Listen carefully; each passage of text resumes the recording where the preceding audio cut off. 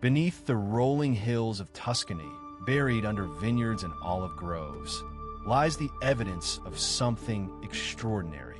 Cities carved into volcanic rock, walls painted with scenes of dancing, feasting, and the afterlife.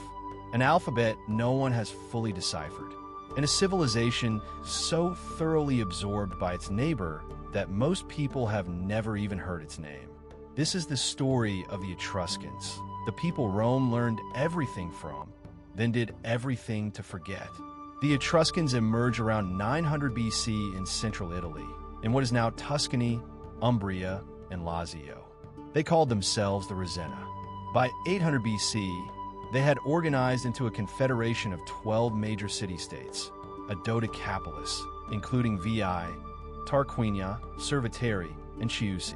Each city was independent, ruled by its own aristocratic elite, connected by trade, religion, and a shared language that remains only partially understood. Where they came from is one of antiquity's great mysteries.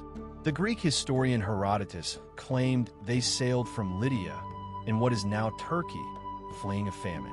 DNA studies have found traces consistent with Eastern Mediterranean origins.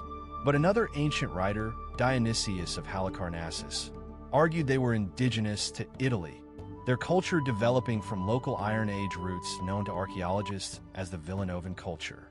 The truth may be a blend of both. What they built was remarkable. The Etruscans were master engineers long before Rome laid its first stone. They designed drainage and sewage systems that would later inspire the Cloaca Maxima in Rome. They engineered the first true roads in Italy, cutting straight paths through terrain the Romans would later pave and claim as their own. Their mastery of the arch and the vault, techniques Rome is credited with, was already evident in their tombs and temples centuries before the Colosseum existed. The rounded arch, that defining symbol of Roman architecture, the Etruscans taught them that. But engineering is only part of the picture. Step inside an Etruscan tomb, and the walls come alive. At Tarquinia, underground chambers are covered in vivid frescoes. Dancers with flowing scarves, banquetiers reclining on couches, hunters pursuing game through marshlands. The Tomb of the Leopards, from around 470 BC, shows figures in joyous celebration. The Tomb of Hunting and Fishing depicts fishermen beneath leaping dolphins. These are not Greek copies. This is a civilization with its own artistic vocabulary, and it is stunning. Etruscan women were unlike anything the ancient Mediterranean had seen. They dined with their husbands. They owned property. They had personal names and appeared in art as equals. The sarcophagus of the spouses, now in Rome, shows a husband and wife reclining together at a banquet, her arm draped around his shoulder. In a world where women were mostly invisible, this was revolutionary. Religion shaped every dimension of Etruscan life. They believed the gods revealed their will through natural signs, lightning patterns, the flight of birds, the entrails of sacrificed animals. This practice, the Etrusca Disciplina, was so respected that Rome imported it wholesale. Roman priests regularly consulted Etruscan haruspices, specialists who read animal livers to interpret divine messages. A bronze model of a sheep's liver found near Piacenza, inscribed with the names of Etruscan gods, shows exactly how detailed this system was. And then there are the games. The Romans are credited with gladiatorial combat, but the earliest evidence comes from Etruscan tomb paintings showing armed fighters in ritual combat near funeral biers, not entertainment, but sacred offerings to the dead. Rome took this solemn ritual and turned it into spectacle. But the seed was Etruscan. So what happened to them? Rome happened. 396 BC. Rome destroys Veii after a 10-year siege. 295 BC.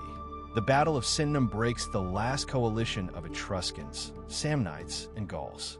264 BC. The final holdout falls. Over the next century, Latin replaced the Etruscan language. Cities were renamed. Cultural practices were adopted without attribution.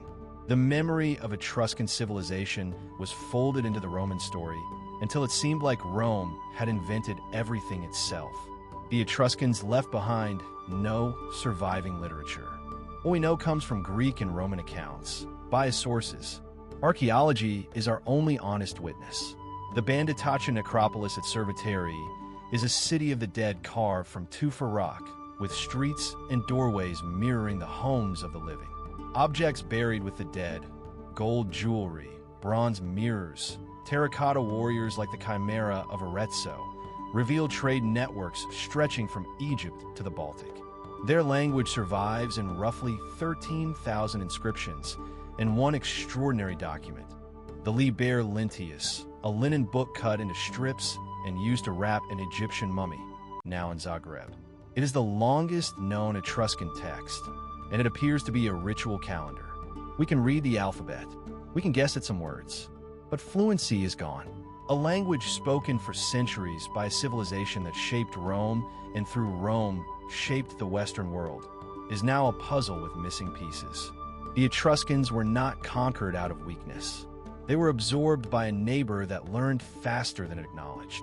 Every Roman road, every triumphal arch, every priest reading entrails before battle carries an echo of a people who were there first.